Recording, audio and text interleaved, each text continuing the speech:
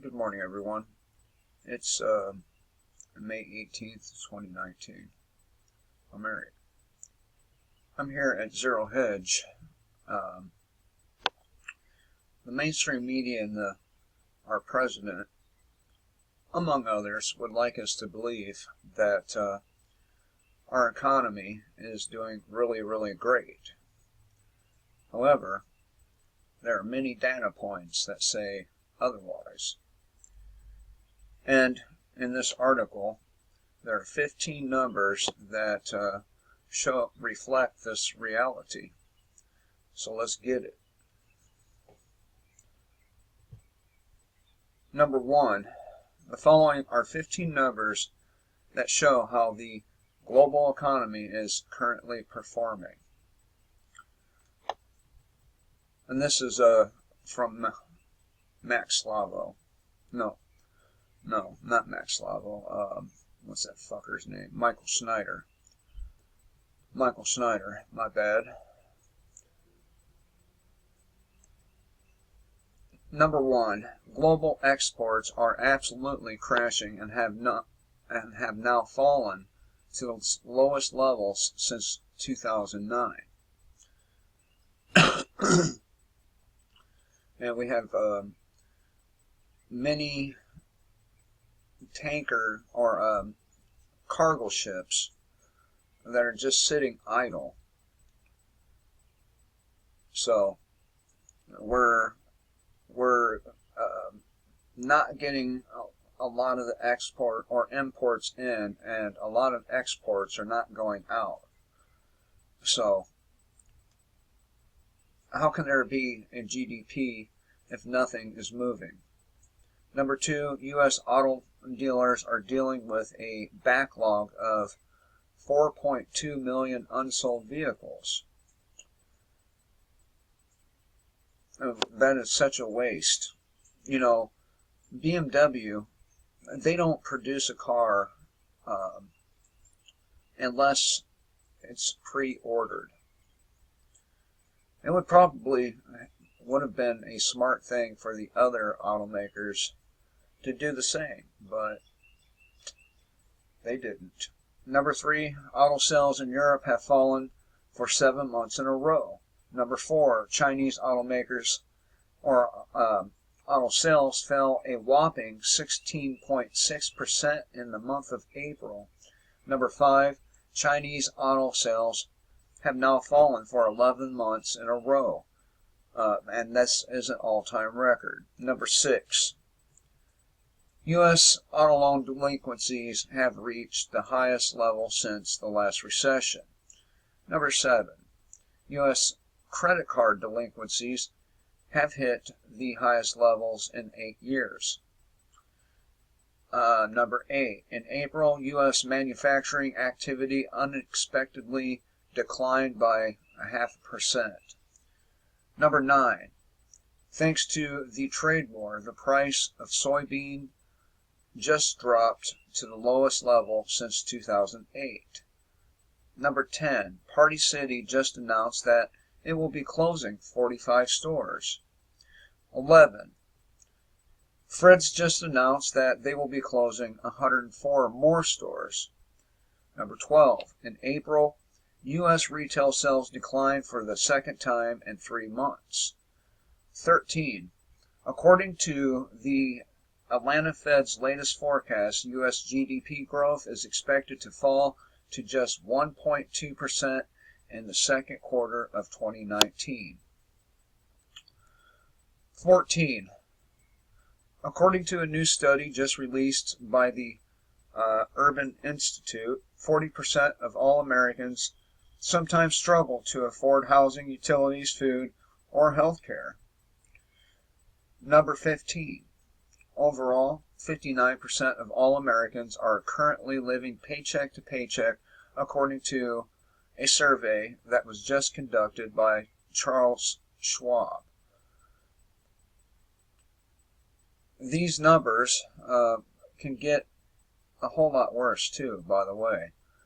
Leaders from both the United States and China are trying to act tough and say the right things, but everyone knows that this trade war is going to hurt both countries. Economic numbers from both nations have been troubling lately, and one expert that was just interviewed by CNBC says that it could get a lot worse. Consumer and industrial activity in both the U.S. and China slowed in April, even before the world's two biggest economies entered the latest phase of an escalating trade war that could take a bit out of global or a bite out of global growth. The real message today is that both the economic data from the U.S. and China have disappointed. They're like two boys in the sandbox that are spitting on each other, and it could get a lot worse, said Mark Chandler, global market strategist at Bannockburn Global Forex. In the short term, it would greatly help if the U.S. and China could find a way to agree to a trade deal. Unfortunately, the events of the past 48 hours have made that a lot less likely. And there's no reason to think that if something doesn't get hammered out between the United States and China, that this trade war will end up escalating into a military war.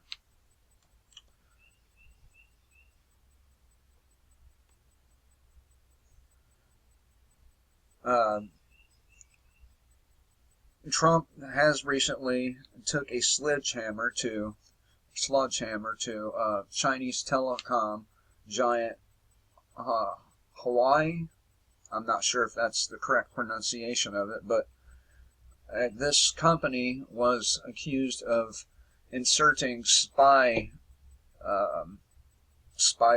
in their products to get trade secrets from the United States. So, and there's a little more. I'm going to go ahead and pause it here for a moment and hit this other one. It has a lot to do with what's going on. So we're still here at Zero Hedge. Farm crisis, suicide spikes in rural America as trade war deepens. This one is from Tyler Durden. The deepening trade war between the U.S. and China has roiled complex global supply chains and America's heartland. The latest breakdown in negotiation comes at a time when soybean exports to China have crashed, and huge stockpiles are building, have resulted in many farmers teetering on the verge of bankruptcy. Mounting financial stress in the Midwest has allowed a public health crisis where suicide rates among farmers have hit record highs, according to one trade organization's interview with the South China Morning Post. Bill Gordon, a fourth-generation farmer in Worthington, Minnesota, who is also vice president of the American Soybean Association, warned that spot prices for agriculture products have dropped so low, many in the Midwest can't even service their debts or pay their bills. Farmers are losing their land to creditors daily. This has triggered the suicide rate among farmers to jump to in the last several years. In quotes, the markets are so low we cannot even break even. We can't break even to pay our bills. Farmers are losing their farms every day. The suicide rate among farmers, or amping up farmers, is at an all-time high, Gordon said. And remember, this isn't only the farmers, all the unemployed people. It's causing a spike in deaths of despair. So, I'm not really sure what Donald Trump expects to achieve out of this trade war, but it looks to me like it's going to destroy our country. But then again, I've always contended that that's exactly what his purpose is in the first place. I could be wrong, but then again, I could be right. Only time will tell, and it really does look like I'm right, and all the supporters are wrong. Who knows, though, right?